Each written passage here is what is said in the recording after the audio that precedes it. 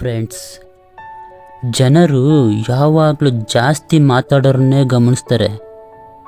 ಆದರೆ ಇತಿಹಾಸ ನಿರ್ಮಿಸೋರು ಹೆಚ್ಚಾಗಿ ಮೌನವಾಗಿರ್ತಾರೆ. ಯಾಕೆ ಗೊತ್ತಾ? ಯಾಕಂದರೆ ಶಬ್ದ ಮಾಡೋದು ಸುಲಭ, ಆದರೆ ಶಬ್ದವಿಲ್ಲದೆ ಸಾಧನೆ ಮಾಡೋದು ತುಂಬ ಕಷ್ಟ. ಇವತ್ತು ಜನ ತಮ್ಮ ಕನಸುಗಳಿಗಿಂತ ತಮ್ಮ ಮಾತುಗಳನ್ನೇ ದೊಡ್ಡದಾಗಿ ಮಾಡ್ತಾರೆ. ನಾನು ಇದನ್ನು ಮಾಡ್ತೀನಿ, ಅದನ್ನು ಸಾಧಿಸ್ತೀನಿ, ಒಂದಿನ ಎಲ್ರಿಗೂ ತೋರಿಸ್ತೀನಿ ಅಂತ. ಆದರೆ ಜೀವನ ಕೇಳೋದು ಮಾತಲ್ಲ, ರಿಸಲ್ಟ್. ಅದಕ್ಕೆ ಮೌನಿಯಾಗಿರು, ಆದರೆ ಬಹಳ ಪರಿಣಾಮಕಾರಿಯಾಗಿರು. ಸಿಂಹ ಕಾಡಲ್ಲಿ ನಡೆಯುವಾಗ ಅದು ಪ್ರತಿ ಕ್ಷಣ ಗರ್ಜಿಸೋದಿಲ್ಲ. ಅದಕ್ಕೆ ತನ್ನ ಶಕ್ತಿ ಮೇಲೆ ನಂಬಿಕೆ ಇರುತ್ತೆ. ಆದರೆ ಬೀದಿ ನಾಯಿಗಳು ಪ್ರತಿ ಸಣ್ಣ ವಿಷಯಕ್ಕೂ ಬೊಗಳ್ತಿರ್ತವೆ. ಜೀವನ ಕೂಡ ಹಾಗೆ. ನಿನ್ನಲ್ಲಿ ನಿಜವಾದ ಶಕ್ತಿ ಇದ್ದರೆ ನೀನು ಪ್ರತಿಯೊಬ್ಬರಿಗೂ ಎಕ್ಸ್ಪ್ಲೈನ್ ಮಾಡೋದಿಲ್ಲ, ನಿನ್ನ ಪ್ರೋಗ್ರೆಸ್ ತೋರಿಸೋದಿಲ್ಲ, ನಿನ್ನ ನೆಕ್ಸ್ಟ್ ಮೂವ್ ಹೇಳೋದಿಲ್ಲ.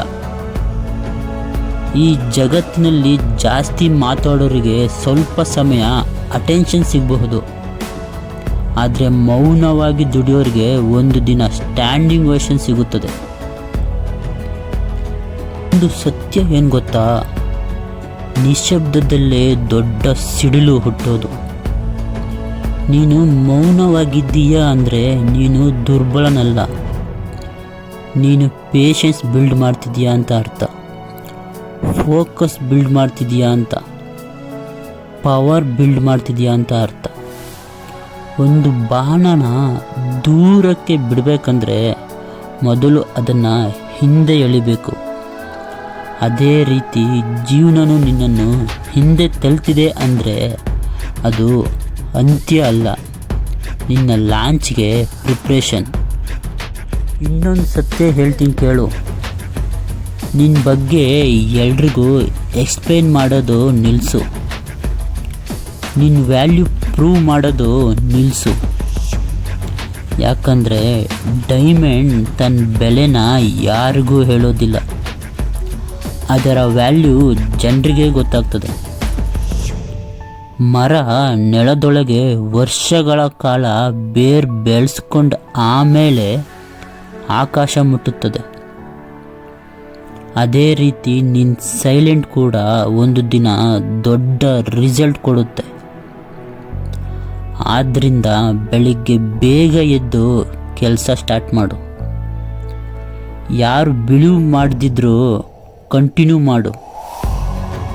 ನಿನ್ನ ಫ್ಯೂಚರ್ ಯಾರ ಅಪ್ರೂವಲ್ ಮೇಲೆ ಡಿಪೆಂಡ್ ಆಗಿಲ್ಲ, ನಿನ್ನ ಕನ್ಸಿಸ್ಟೆನ್ಸಿ ಮೇಲೆ ಡಿಪೆಂಡ್ ಆಗಿದೆ.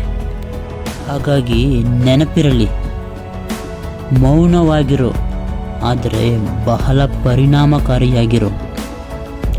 ನಿನ್ನ ಪ್ರೆಸೆನ್ಸ್ ಜನರ ಮನಸ್ಸಲ್ಲಿ ಇಂಪ್ಯಾಕ್ಟ್ ಕ್ರಿಯೇಟ್ ಮಾಡಲಿ. ನಿನ್ನ ಕೆಲಸ ನಿನ್ನ ಪರವಾಗಿ ಮಾತಾಡಲಿ.